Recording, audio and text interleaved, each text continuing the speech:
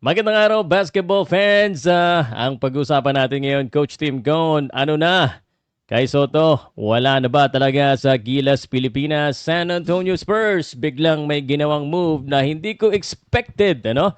At sa dulo ng video na ito, sasabihin ko sa inyo kung ano talaga ang dapat gawin ng Gilas, Pilipinas kung sakali na wala na talaga si Kai Soto at bakit kayo maiini sa akin, sa aking opinyon, sa Meralco Bolts Import. Pag-usapan natin yan pagkatapos ng mabilis na introduction. Podcast Sports, the number one independent sports voice of the Philippines. And ako po si Pao Salud ng Paco Sports at bagong lahat, shoutout muna sa Arena Plus astig sa sports. This show is presented by Arena Plus. Kung gusto mo rin ng Arena Plus, kailangan 21 years old, game responsibly. Link in the description. At syempre, palakpakan muna natin Arena Plus.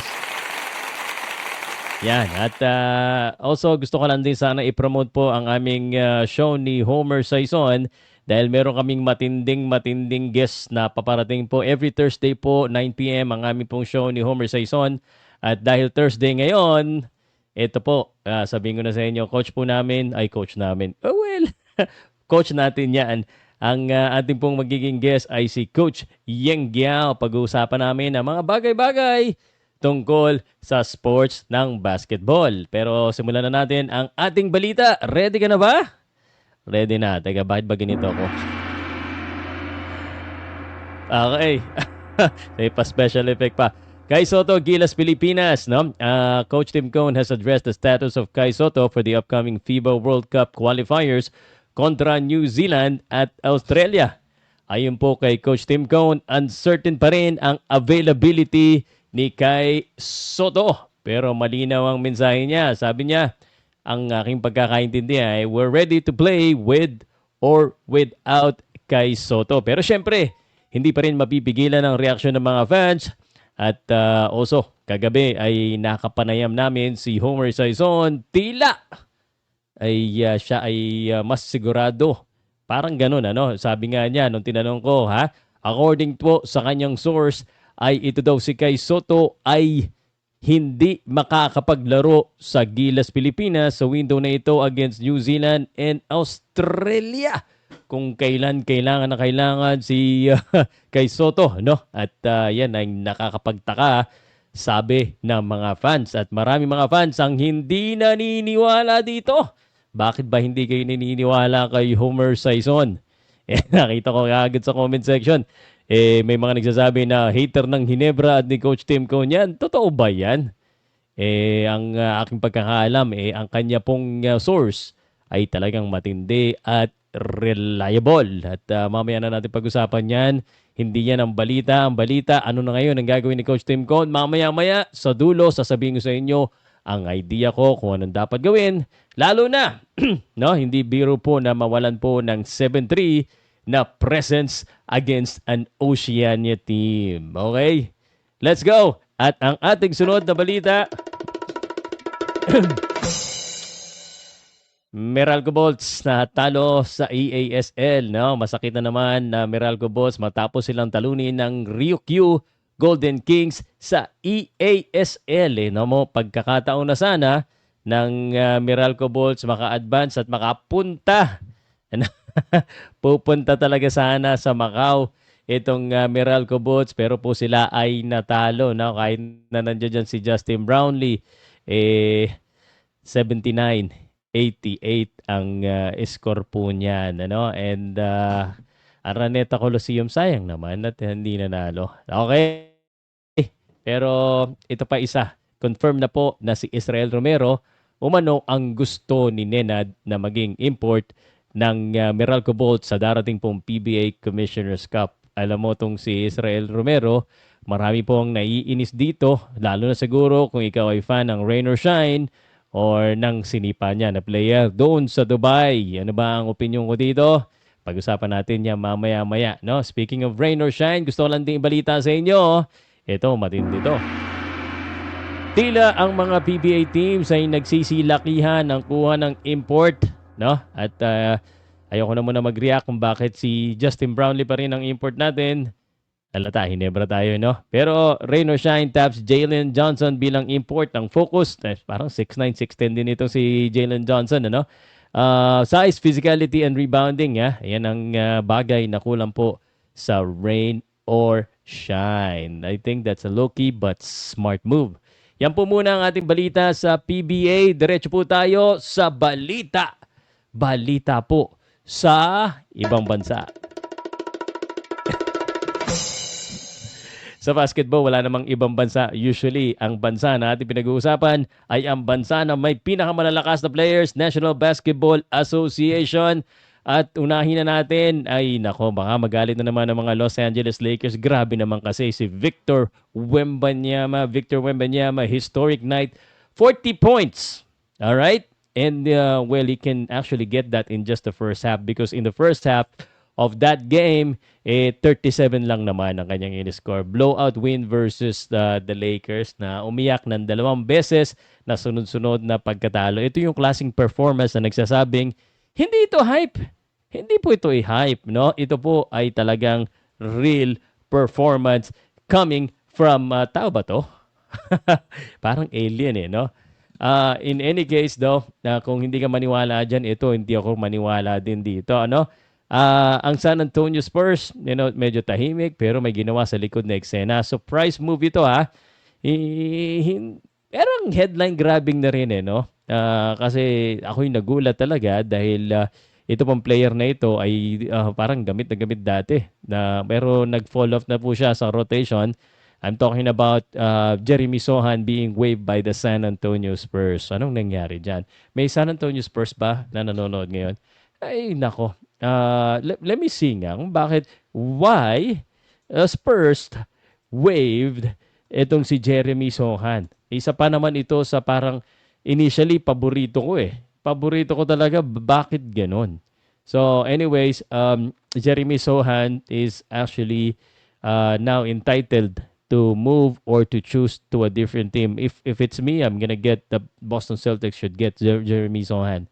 Jeremy Sohan is, I think, 6'8". That can be a point guard. Naglaro to ng point guard, pwedeng power forward. Problema lang shooting. Sana mas ma-improve pa ang shooting ni Jeremy Sohan. So, yan po yung balita natin dyan. Speaking of nakakagulat, nagulat ba kayo nung nagkagulo sa Charlotte Hornets at sa Detroit Pistons game? Nako po, no? Nagulat ng lahat dyan, ano? At dahil dyan, ay nagkaroon na po ng parusa ang National Basketball Association. At ito po ang mga parusa. Isaiah Stewart, 7-game suspension. Miles Bridges, 4 games.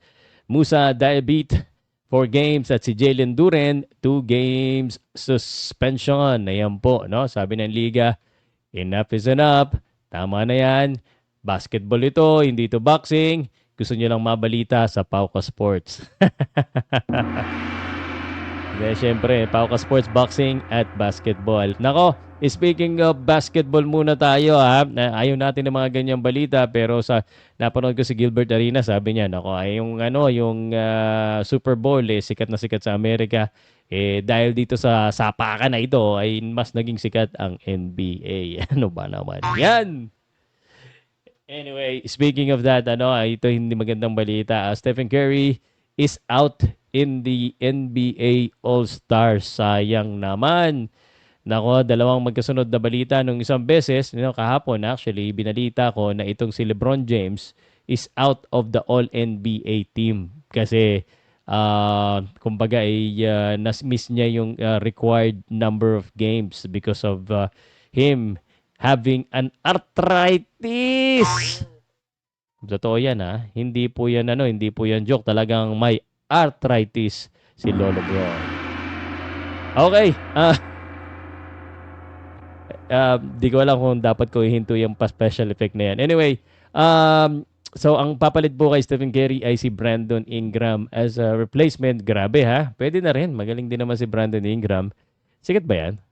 Sikat syempre. Okay. Alright, eto na tayo. Ang pinaka-inaabangan ng lahat. Kung umabot ka dito, please, pa-comment naman po, pa-share. I-comment mo ang taga saan ka, no? Dahil everyday gagawa tayo ng parang podcast style, balita style, kwentuhan style. at malalim, may laman, at syempre may muka, may accountability ang ating sinasabi. Sana po nag-enjoy kayo kung kayo man ay naglalaba, nagluluto, nagdadrive. Huwag kayong mag-comment, pero mamaya mag-comment kayo, okay? Simulan na natin ang ating editorial section kung saan magsasalita na ako kung ano talaga. Okay. Gilas Pilipinas without Kai Soto. Real talk tayo. Usapan na ito, ha, no? Para sa akin kasi parang ang mga fans, grabe ang suporta sa Gilas Pilipinas. Grabe din mag-bash. Alam mo naman natin kung bakit grabe mag-bash. Kasi syempre, mahal na mahal natin ang ating national team. Gusto nating manalo. At saan ba naman masarap manalo? Kung ang mga kalaban natin ay paborito. When I say paborito, yan po yung lamang sa ads, no? Checkin nyo na lang yung Arena Plus. Kumbaga, pag underdog tayo, mas masarap pong manalo. And mas masarap manalo kung ang mga kalaban natin ay New Zealand and Australia. Pero paano tayo ngayon mananalo kung wala na si Kai Soto na sinasabi ng mga karamihan na ating pong savior, tagapagligtas ng basketball, si Kai Soto. Ngayon, mukhang hindi talaga makakalaro, no? Anong dapat gawin ni Coach Tim Cone? Sabi ni Homer Sison kagabi sa akin nung tinanong ko, paano yan? Wala na si Kai Soto. Anong gagawin? Bahala na daw si Coach Tim Cone. Kung gusto niya ng mahaba, kung gusto niya ng mabilis, it's up to him. Ako, ito ang masasabi ko. No, of course, importante po talaga na hindi tayo ma-out-hustle sa rebound. Rebounding by committing kailangan dahil wala na si Kai Soto. Kailangan din talaga mas mabilis, no? Pero kailangan din ng depensa. Iyan, kailangan lahat yan. Ang problema, paano mo gagawin yan without Kai Soto? Pero meron naman tayong matatangkad, sinasabi nila. Pero ang katotohanan, hindi naman yan Kai Soto na mas magaling pumasa, matangkad na kahit tumayo ka lang dyan, ay mag-iiba na po ang laro ng kalaban kahit pa New Zealand, Australia. So ano ang sa tingin ko dapat gawin? Kung ako si Coach Tim Cone, I would choose and I will build a shooters team. Alam mo, ang hirap makipagsabayan kahit nga nandiyan dyan si Kai Soto. The identity of New Zealand and Australia as the big, strong guys, hindi mo pwedeng talunin yan. Kahit sabihin mo dalawa pa yung maging Kai Soto, mahihirapan tayo. Naturally, athletic at saka physically bigger po sila. So, kumbaga, wag natin ipilit yung hindi natin style. No? Ang dapat natin gawin is prioritize and focus on the things that we can do and the things that I believe we can win and we can do. And just like what the other Asian teams are doing, I think we should focus on our shooting. So, kailangan, kung ako, tatanungin mo, I would build a shooters team. So, which means I will get a lot of shooters so we could do a lot of jump shots and have a lot of plays. Hindi pa pwedeng American NBA style. Ngayon, yan lang naman ay sa akin. Pero ang aking nakikita, of course, wala na tayong magagawa. Justin Brownlee all the way. Pag nakaka-35 points si Justin Brownlee, panalo na tayo dyan. This is just the real talk. But again, we support itong Gilas Pilipinas. Hopefully, there's a lot more play for jump shots and for clear shot. No, kailangan ganun eh. Kailangan yung play natin would open up a lot of jump shot and outside shot. I think that's very important. So, yan ang aking sa tingin. Regarding naman dito kay Israel Romero na mukhang yan talaga ang kukunin. May balita. Opinion ko ito, ha. And let me know kung agree sa may balita na ang GAB daw ay gagawa ng action against dito kay Israel Romero pag siya ay kinuha pa rin import. Pero bakit naman si Israel Romero kung ang gagawa ng action? Dapat hindi naman siya po ay trabahador lamang, no? Dapat yung kumukuha ang gawa nila ng action, no? Kasi ito pong mga players ay tao, nagkakamali.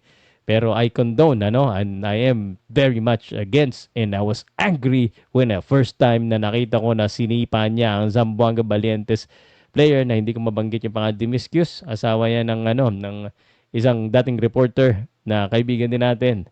Na ako'y nabisi, gusto kong gantihan din eh. No, laki lang kaya hindi po pwede pero hindi po maganda 'yon. Siguro ang dapat ay pangit din naman kasi tanggalin ng trabaho. So, ang dapat kausapin ay yung Meralco Bolts para maayos muna ang gusot na yan. No, there should be some form of suspensions or fine or something dapat patawarin ano siya ng mismo na sumipa sa kanya. Sino ba naman tayo, di ba? Pero sa akin, ganun talaga ang buhay. Pag ikaw ay magaling, ikaw ang kukuhanin, ikaw ang kailangan ng team, malaki ka, malakas ka.